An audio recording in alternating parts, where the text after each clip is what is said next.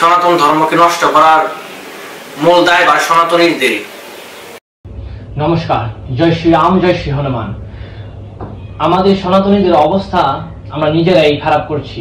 কারণ হচ্ছে আমরা পূজা এখন কেন করি? অধিকাংশ দেখা যায় একটা প্যান্ডেলের লোক ডাক দিয়ে মোটামুটি একটা প্যান্ডেল করে প্রতিমা বসায় ডিজে নাচানাচি এবং উন্মাদের মতো মতকে উলঙ্গ হয়ে নাচানাচি, এগুলি আমরা দেখে আসছি। আমাদের পূজা মানে কি সেটাই আমরা জানি না। মূল কথা হচ্ছে মনসা মায়ের পুজো, মনসা মাকে আমরা অনেক ভক্তি করে শ্রদ্ধা করি, কিন্তু আমরা এটাও জানি শ্রী হনুমানজির ব্যাপারে।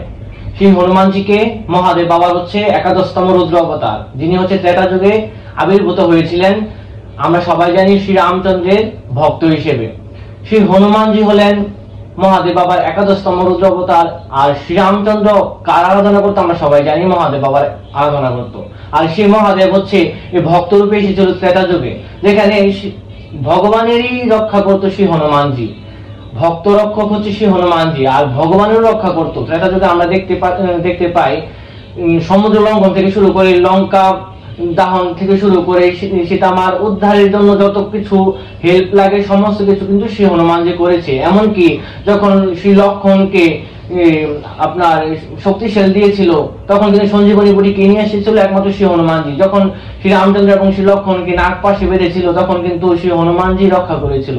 যেখানে আমরা দেখতে পাই শ্রী রামচন্দ্রই শ্রী হনুমানজিকে আমাদেরকে দেখিয়েছে যে শ্রী হনুমানজিকে অনেক তত্ত্ব আছে, এগুলি বিশদ বিবরণ সারা দিনের পর দিন এগুলি শ্রী হনুমানজির আলাপ আলোচনা করে শেষ করা যাবে না। আমরা জানি বাগেশ্বর ধামে শ্রী হনুমানজির মন্দিরে লাখ লাখ ভক্তবৃন্দ প্রতিদিন আসে। কেন আসে? শ্রী হনুমানজির কৃপা সবসময় আমাদের দিয়ে থাকে।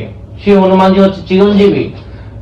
মনুজগম মারুত তুল্য বেগম জিতেন্দ্রিয়ম বুদ্ধিমতাম বরিষ্ঠম বাতাত্মাজম বানরীয় থমুখ্যম শ্রী রামদূতম শরণম প্রপদ্যে। আমরা সবাই জানি শ্রী রামচন্দ্রের দূত এবং শ্রী হনুমানজি হচ্ছে বুদ্ধিমান, সর্বশ্রেষ্ঠ জ্ঞানীর মধ্যে সর্বশ্রেষ্ঠ জ্ঞানী উনি।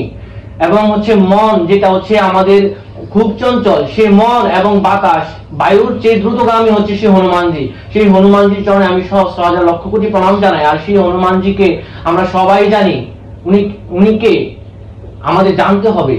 এই যে মনসা মায়ের চরণের মধ্যে শ্রী হনুমানজিকে রাখা হয়েছে, এটা কি ঠিক হয়েছে? আপনারা কি পূজা আসলে তো মদ খান, ঠিক আছে, কিন্তু পূজার আগেই কি মদ খেয়ে প্রতিমা শিল্পীকে এরকম অর্ডার দিয়েছেন? আমি এইরকম প্রতিমা শিল্পীকে এবং হচ্ছে মন্দির কমিটিকে ধিক্কার জানাই। এরকম একটা বেয়াদব কমিটিকে ধিক্কার জানাই যারা কিনা এরকম করেছে। আমাদের সনাতন ধর্ম কি সেটা আমরা তো নিজেরা জানি না, নেক্সট জেনারেশন যারা আসবে তাদেরকে আমরা জানতে দিচ্ছি না, এটা আমরাই তৈরি করে দিচ্ছি। এভাবে করলে সনাতন ধর্মকে রক্ষা করা যাবে না, বরং হচ্ছে সনাতন ধর্মকে একদম বিপদের মুখে ঠেলে ফেলে দেওয়া হচ্ছে। সনাতন ধর্মের সংস্কৃতি তো জানিই না। আপনার মায়ের সামনে যেমন আপনি মদ খেয়ে নাচতে পারবেন না, তেমনি দেবী মায়ের সামনে আপনি মদ খেয়ে নাচতে পারেন না, যা ইচ্ছা তা করতে পারেন না আপনারা। আজকে মনসা মায়ের পায়ের নিচেও আপনারা শ্রী হনুমানজিকে রেখে দিয়েছেন। শ্রী রামচন্দ্রের পায়ের নিচে থাকতে পারে, কারণ শ্রী হনুমানজি হচ্ছে ভক্ত। শ্রী হনুমান হচ্ছে শ্রী রামচন্দ্রের ভক্ত, কিন্তু উনার মধ্যে বিন্দু পরিমাণ অহংকার নাই। শ্রী হনুমানজিকে দেখলে আমরা শিখতে পারবো সর্বশ্রেষ্ঠ গুণের অধিকারী। হ্যাঁ, তারপর হচ্ছে বায়ুর এবং মনের চেয়ে দ্রুতগামী, বুদ্ধি দিকের মধ্যে সর্বশ্রেষ্ঠ। সেই শ্রী হনুমানের মধ্যে কিঞ্চিত পরিমাণ অহংকার নাই। সীতা দেবীর সন্ধান দেওয়ার পর শ্রী রামচন্দ্র বুকে আলিঙ্গন করে ধরেছে। শ্রী হনুমান চালিসার মধ্যে লেখা আছে তুম মম প্রিয় ভরত সম ভাই, মানে শ্রী হনুমানজি ভরতের মতো প্রিয় ভাই। তারপর শ্রী হনুমানজি এত এত কার্য সম্পাদন করার পরও শ্রী হনুমানজি বলেন আমি তো কিছুই করি নাই, শ্রী রামচন্দ্রের কৃপায়। আমরা এটাও শিখতে পারি যে আমি এই সমাজের মধ্যে যতই ধন সম্পদের অধিকারী হই না কেন, যতই যশ যতই নাম কামাই করি না কেন, সমাজের মধ্যে যত উচ্চ স্তরে থাকি না কেন, আমার অহংকার থাকা যাবে না। এটা আমরা শিখতে পারি শ্রী হনুমানজির কাছ থেকে। শ্রী হনুমানজির তত্ত্বকথা বিশাল বিশাল, এগুলি বিবরণ আমার পক্ষে নরদমে সম্ভব না। কিন্তু আমি এটা ভালো লাগলো না আজকে এই ভিডিওটা দেখার পর। ভিডিওটা আমি স্ক্রিনে দেখাচ্ছি, আপনারা দেখুন।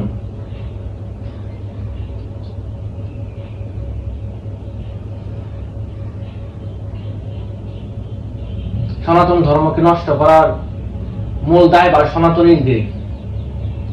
অন্য ধর্মকে দায়ভার দিই না, কারণ দিন শেষে আমরা সারাদিন পূজা পার্বণ করি, পূজার মধ্যে কয়জনকে পাওয়া যায়, কিন্তু রাত্রেবেলা যখন যে মদ খেয়ে নাচানাচি হই হুল্লোড়, নিজের ধর্ম নেক্সট জেনারেশন আমাদের পোলাপাইন নষ্ট হচ্ছে।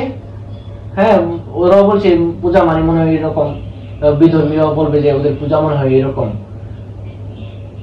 খুব কষ্ট লাগছে, এই জন্য আজকে সাথে সাথে ভিডিওটি দেখার পর আমি ভিডিওটি আমার প্রতিবাদটা না জানাই আমি পারলাম না। আপনারা সচেতন হন, অত্যন্ত এইভাবে সনাতনী সমাজকে ধ্বংসের মুখে ঠেলে ফেলে দিতে পারেন না। আপনারা জাগ্রত হন, আর কত ঘুমিয়ে থাকবেন। নমস্কার সবাইকে, জয় শ্রী রাম, জয় শ্রী হনুমান, জয় বজরঙ্গবলী মহারাজ।